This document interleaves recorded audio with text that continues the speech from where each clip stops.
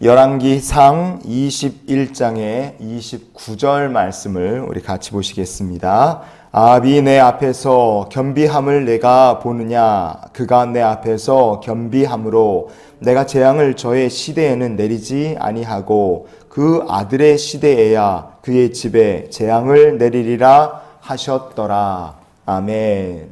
하나님의 눈은 정확하십니다. 죄인 놓치지 않으시는 하나님, 그러나 그 하나님께서 똑같은 눈으로 회개의 눈물도 놓치지 않으신다는 것을 우리가 기억해야 됩니다. 그래서 오늘 그 회개의 눈물을 흘리는 자에게 하나님께서 얼마나 은혜를 베푸시는가, 그 하나님의 은혜와 자비가 얼마나 크신가, 아합의 회개를 통해서 우리에게 들려주시는 하나님의 마음을 나눌 수 있기를 원합니다. 열왕기상 21장의 20절 말씀을 우리 한번 보시겠습니다. 아합이 엘리야에게 이르되 내 대적자여 내가 나를 찾았느냐? 대답하되 내가 찾았노라. 내가 내 자신을 팔아 여호와 보시기에 악을 행하였으므로. 아멘.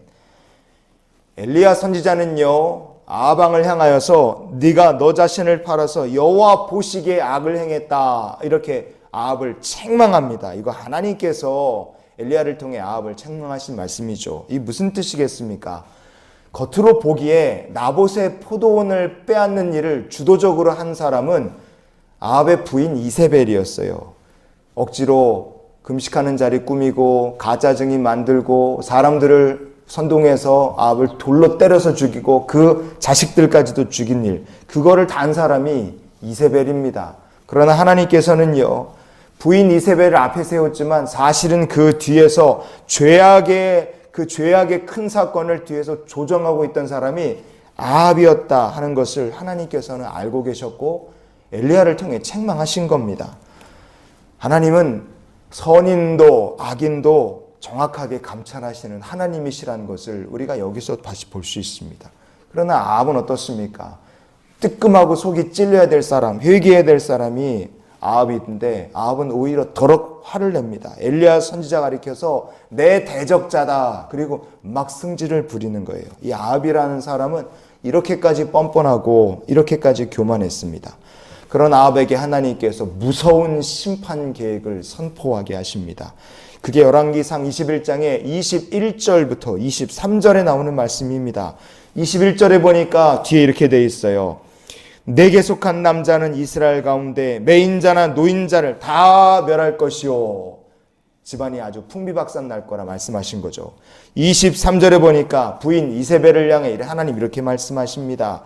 이세벨에게 대하여도 여호와께서 말씀하여 이르시되 개들이 이스라엘 성읍 곁에서 이세벨을 먹을지라. 정말 무서운 얘기죠. 만약 이런 저주가 저나 여러분에게 선포됐다, 이게 진짜 얼마나 이게 무서운 얘기예요. 게다가 그거를 얘기해 준 사람이 보통 사람이 아니에요. 기도할 때 하나님께서 하늘에서 불 내려서 응답 주신 그 선지자가 나한테 이런 얘기를 한다. 얼마나 무섭고 두려운 일입니까? 이 얘기를 듣고 아합이 풀이 팍 죽습니다. 어떻게 될지를 모르는 거예요. 회개하면 될 텐데 이 사람은 풀이 팍 죽어서 다녀요. 그리고 한동안 풀이 팍 죽어 다니는 그 아합의 모습을 성경은 이렇게 얘기를 해줍니다. 열왕기상 21장의 27절을 우리가 같이 보시겠습니다. 아합이 이 모든 말씀을 들을 때에 그의 옷을 찢고 굵은 배로 몸을 동이고 금식하고 굵은 배에 누우며 또 풀이 죽어 다니더라. 아멘. 말씀 그렇게 싫어하고 하나님 그렇게 대적하던 사람이, 그렇게 교만하는 사람이 이루고 댕길 때 하나님께서 그의 마음을 감찰하셨고 진짜인지 가짜인지 하나님께서 알아내셨다는 거예요. 그리고 중요한 건 그에게 살 길을 주셨다는 점입니다. 바로 여기가 우리가 기억해야 될 영적 교훈이 담겨 있습니다. 오늘 본문으로 읽었던 열왕기상 21장의 29절 말씀 우리가 또 봅니다. 아합이 내 앞에서 겸비함을 내가 보느냐? 그가 내 앞에서 겸비함으로 내가 재앙을 저의 시대에는 내리지 아니하고 그 아들의 시대에야 그의 집에 재앙을 내리리라 하셨더라. 아멘. 하나님께서는 아합이 내 앞에서 겸비했다라고 말씀하셨습니다. 아합이라는 사람의 그 회개, 사람의 눈으로는 진짜인지 가짜인지도 의심스러울 그 회개를 하나님께서는 정확히 아시고 받으셨다는 뜻입니다.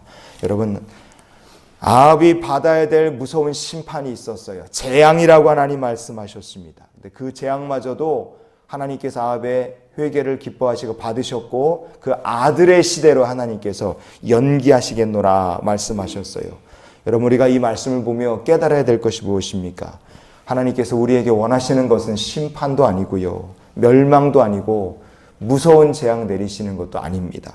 하나님께서 우리에게 원하시는 것은 우리가 회개하여 하나님께로 돌이키고 하나님과 동행하는 믿음 백성 되는 것이 바로 하나님 기뻐하시는 일이신 줄 믿습니다. 회개하는 자에게는 그래서 하나님께서 은혜와 자비를 더하십니다. 그것이 세상의 법정과 하나님의 심판대의 차이라는 것을 우리가 잊지 않았으면 좋겠어요. 하나님의 심판대에는 은혜와 자비가 있습니다. 지난 2015년 2월 9일 날 중국의 법원은요, 개인 재산이 7조가 넘었던 한롱이라는 그룹의 회장 류한이라는 사람에게 사형을 선고했습니다.